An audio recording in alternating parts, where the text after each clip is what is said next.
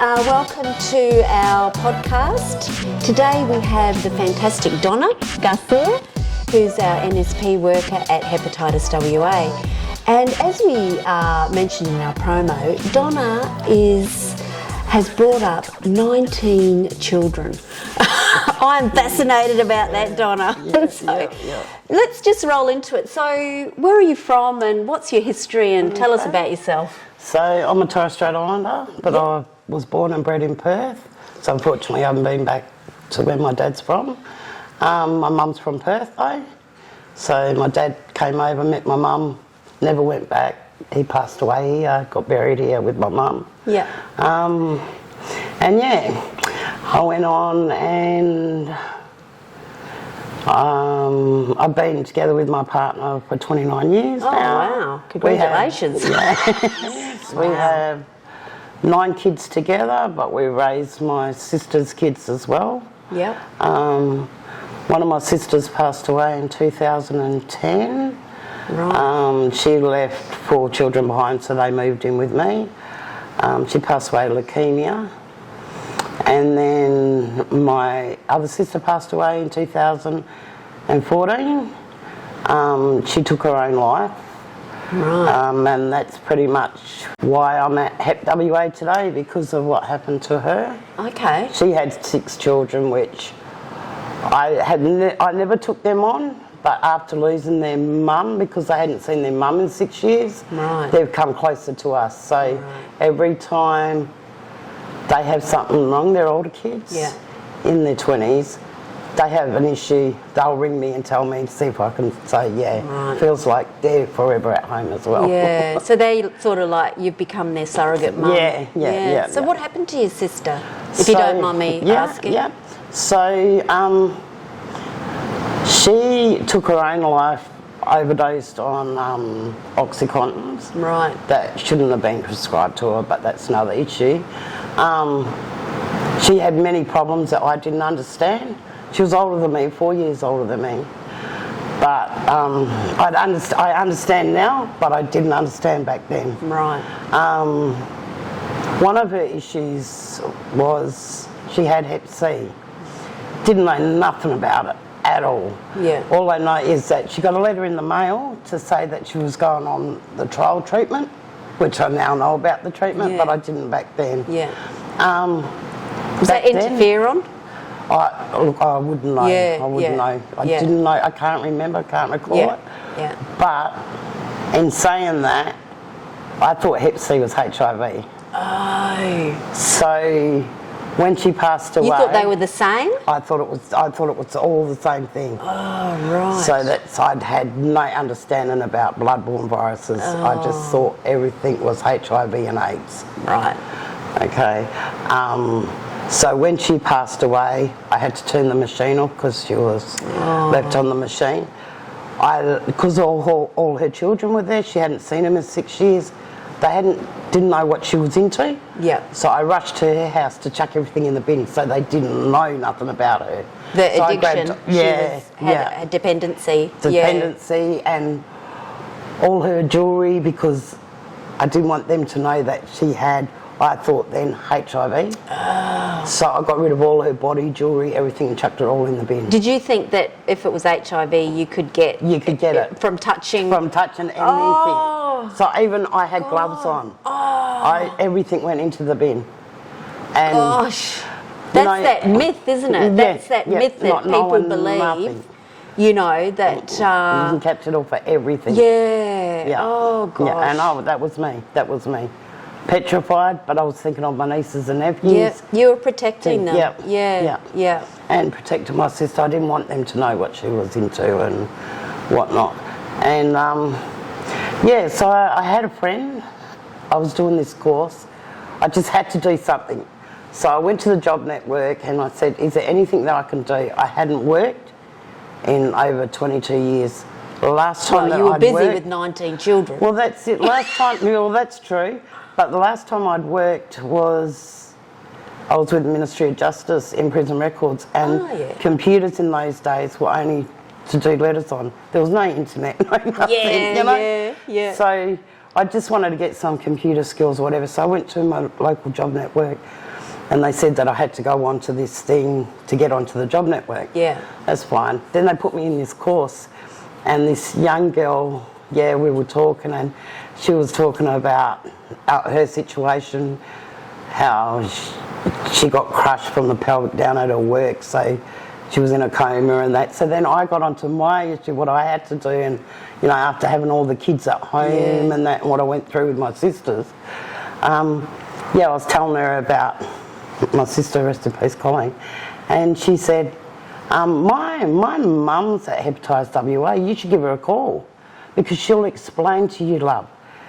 She tried to explain to me the difference between Hep C and HIV. Yeah. But I wasn't getting it. Right. I wasn't getting it. Yeah. She said, give them a call, you know.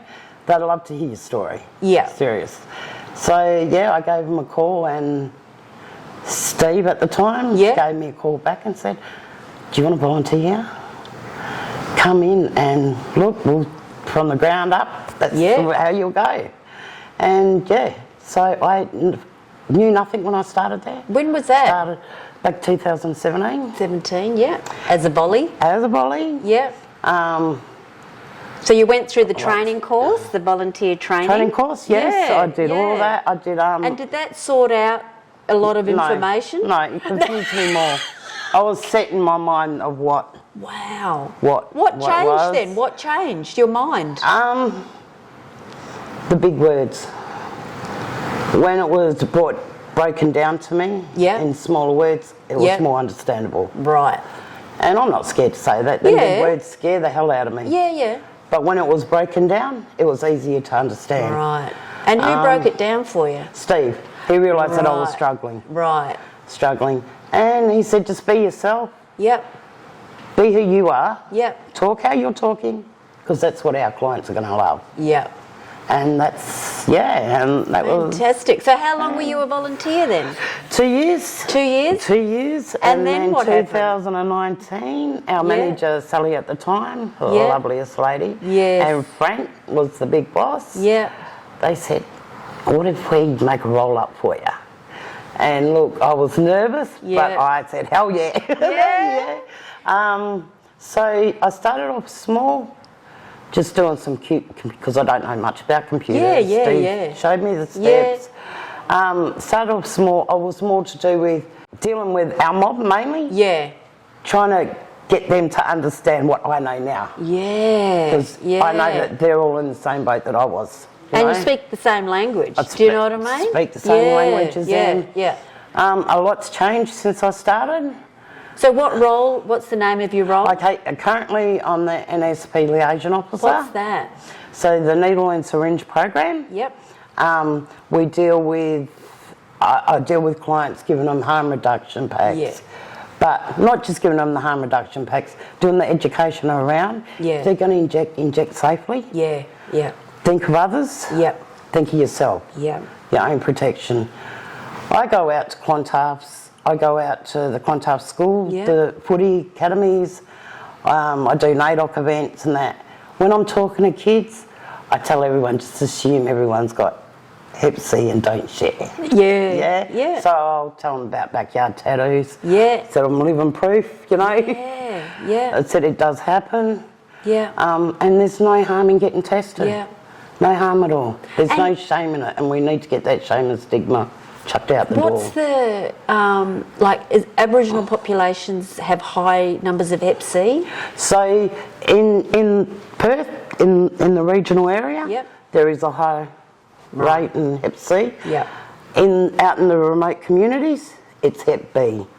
So I don't know a lot about Hep B. I'm still learning that because I'm on the harm reduction side of Hep C. Yeah. But what I do know about Hep B is metro people, we get immunised when we're babies. Yeah. The remote communities, a lot of them miss out on it. Yeah. So that's why the breaks. Yeah, and they probably don't have babies in hospitals as much. And they don't get the vaccines at birth. Yeah. So with metro babies, if they're born at home, for them to be registered, they still have to be in contact with the hospital to say it was born. Yeah. For them to get registered. Yeah. Where with remote communities, it's all done differently up there. And yeah, absolutely. So with the Aboriginal population and Hep C, are they coming forward to get the cure? Because since 2016, we've got this fantastic cure, as you know, where it's 1 pill a day for 2 months or whatever. Are people coming forward? So we've had a big change in clientele with the Aboriginals. Is that because of you, Aboriginal Donna? and Torres Strait Islanders, You're bringing them in? I'll take that on. I'll take that on, our promotions have changed so that there's more pictures, less words. Yeah. So they'll see the picture and, hey, that's me. Yeah, If you give them a whole story, they're not going to read it. Yeah? So since 2019 to today, our clientele is half Aboriginal and half non-Aboriginal. Wow, 50%? So 50%. Gee. Clean. And going through to get on treatment, that's gone up 5%, which is fantastic. Wow. Just to get them in that door. Yep. Yep. We've found with the street-based people, if I can follow them through their treatment, go with them. We've had a couple of lucky ones. Really. Yeah, like take them to tests and just sort of walk with them. Walk with them, talk for them. Yep. Because we're still trying to get this shame stigma out of them. Yeah. And if I can do the talking for them, I will. Yeah. Fantastic. What a great service. And what a great opportunity to get people in, you know. Because I've also heard, and maybe you can set this straight, is that some Aboriginal people don't like to go to Aboriginal medical health services. Why is that? And why do they choose us over medical health services? Okay. When it comes to a needle and syringe program, it doesn't matter if you're affected by drugs at the time or anything. Yeah.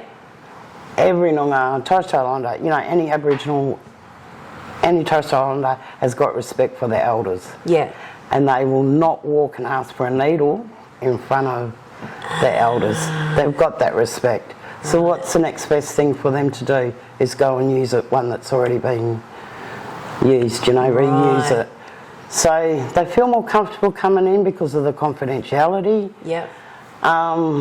Yeah. I know, you know, I grew up with a lot of them, you know, a lot of my best friends come in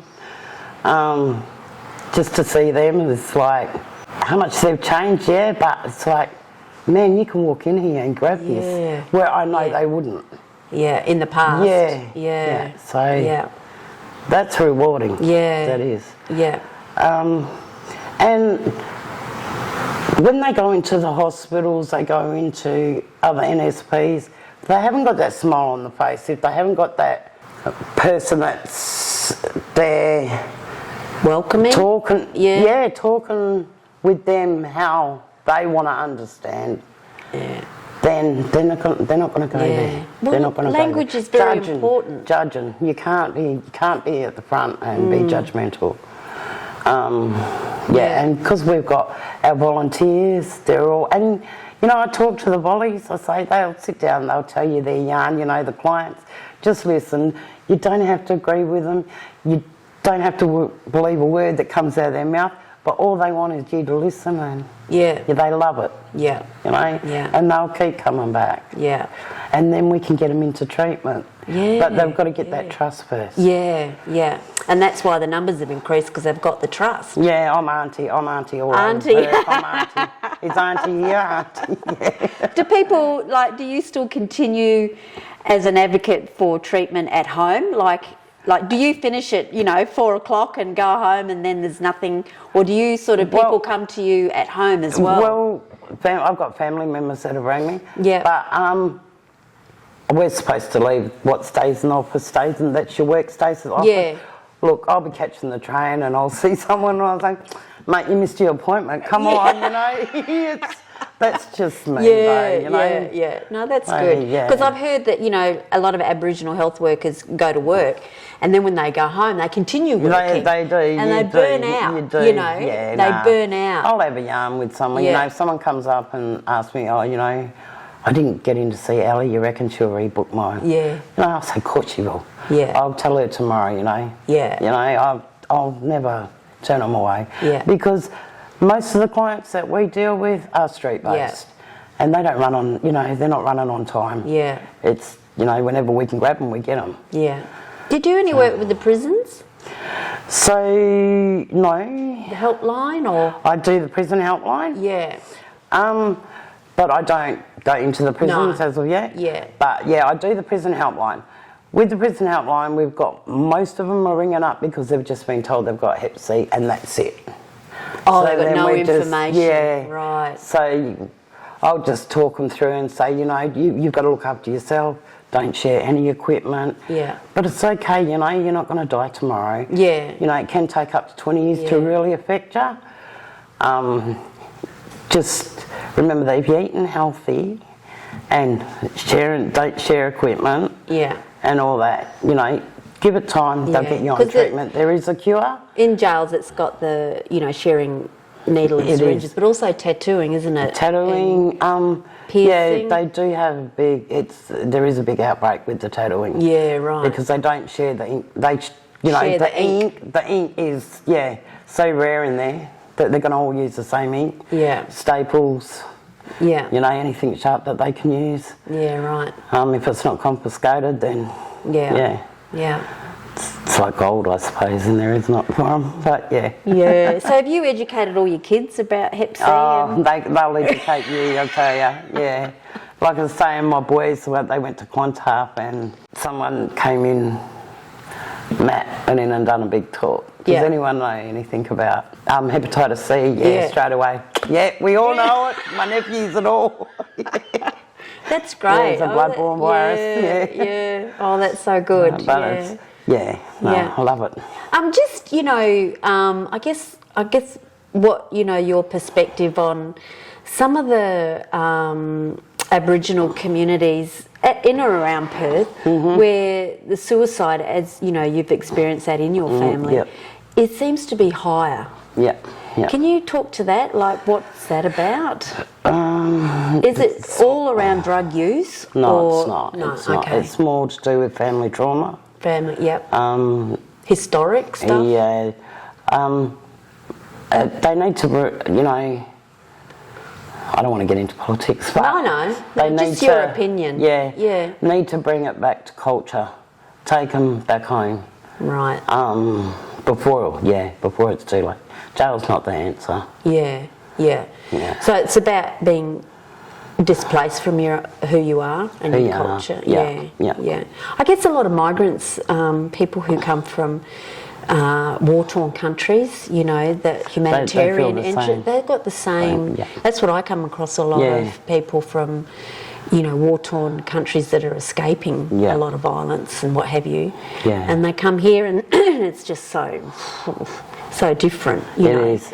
And then having to try and connect and reconnect and create and not forget who you are and where you're from is so important. It is. It's so important. A lot of our Nor'westers are down here. They come down for like hospital appointments. But if they miss that flight to get back, they're left out here, so they become on the streets and then they get mixed up with other Noongars that will, slowly starting to see them come in to the NSP, so you know what they're in there for, but just sit down and yarn with them, you know. There is services out there that just got to... Can get them back home. We're hoping.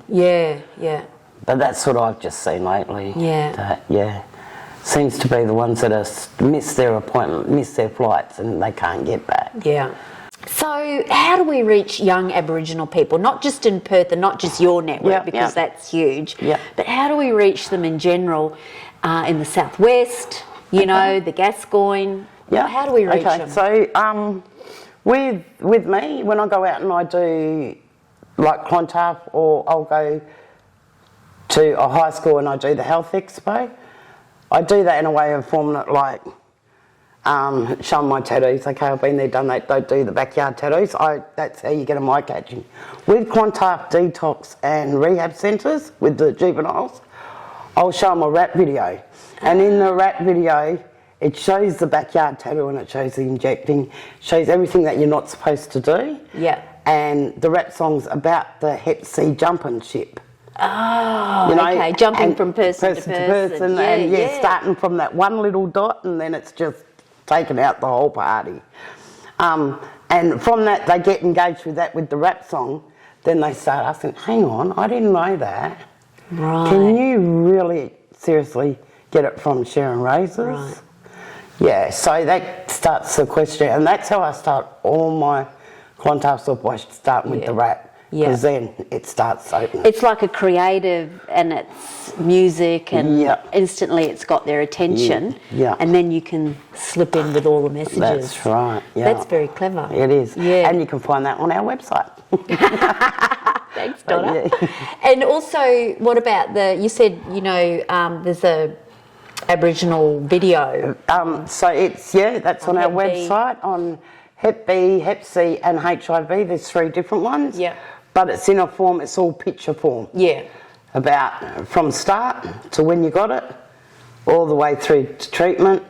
In the case of Hep C, Hep B, staying on treatment. Yeah, yeah. So and staying HIV, on your medication, and HIV, staying on your medication till you're undetected, you know? Get you undetected, but that's a lot more eye-catching because it's all picture form. Yeah, right. Yeah. So do you think people now know the difference between Hep C, Hep B and HIV? No. No. Only the people that are probably engaged with us. Yeah. Yeah. Yeah. And I do tell the young fellas, go home, because I know I've been in that boat. Unless you've seen us guys, you're probably still in that mindset. But when I go and do NAIDOC events, that's what I aim at. Right. Tell them they're totally different. Yeah. Yes, they are bloodborne viruses, but they're totally different separate, bloodborne. And when's NAIDOC? So it's in July. Yeah. The 8th of July. Yeah. And what do you do and where do you go? We have a stall. We normally, I do Maribooka on the Monday. It's a Monday, I'm pretty sure it's a Monday. And we usually do Ashfield, which is a big event on the Thursday, but it's not being held at Ashfield this year. It's been held in Wellington Square. Oh, great! So, yeah. Oh, that's good. Well, I really hope COVID doesn't screw it up. Well, it did last year. So. We'll see how we go this year. Yeah. Look, Donna, it's been fantastic talking to you today. So thank you for coming along and sharing your insights into hepatitis C and the Aboriginal community. It's been fantastic. So thank you, everybody. Give us a call if you need anything. Yes. To know anything. Great.